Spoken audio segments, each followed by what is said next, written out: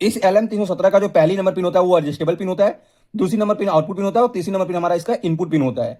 हमने यहाँ पर दो एक्सटर्नल रजिस्टर लगाया है। जैसे एक रजिस्टर जो होता है वो आउटपुट टर्मिनल और एडजस्टेबल टर्मिनल के बीच में कनेक्ट है, और जो दूसरा रजिस्टर है वो एडजस्टेबल पिन और ग्राउंड पिन के बीच में कनेक्टेड होता है। जो आउटपुट वोल्टेज का जो फॉर्मूला होता है वो होता है V reference into 1 plus R2 upon R1, जहां पर V रेफरेंस की जो वैल्यू होता है वो 1.25, और यहाँ पर जो R1 रजिस्टर होता है इसकी जो वैल्यू होती है वो 220 ओम डेटा शीट के अंदर दिया हुआ रहता है। तो हमें जो आउटपुट वोल्टेज जो चाहिए वो 1.25 वोल्ट से लेके 37 वोल्ट तक हमें चाहिए। हमने यहाँ पर V आउट की जगह हमने 37 वोल्ट हमने पुट किया जो मैक्सिमम वैल्यू है, और V रेफरेंस की जगह 1.25 कर दिया है और निकालना है। और R1 की वैल्यू कितना हमें पता है 220 ओम।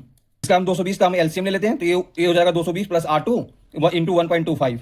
जो 220 जो है ये इधर डिवाइड इधर इंटू में चला जाएगा, 37 इंटू 220।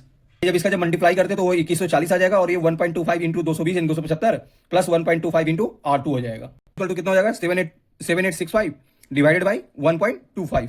जब इसको हम डिवाइड करते हैं तो ये आ जाएगा हमारा 6292 यानी 6292 ओम।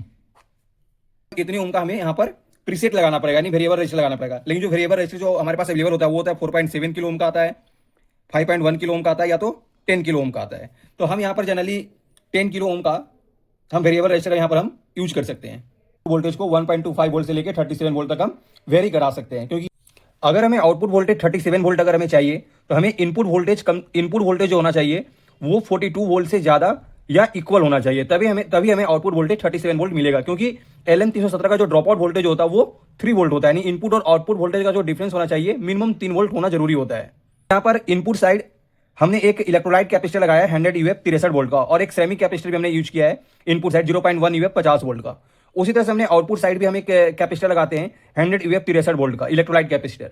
आउटपुट करंट अगर 300 मिली एम्पियर से अगर ज्यादा हो तो और हीट सिंक आप यूज कर सकते हैं।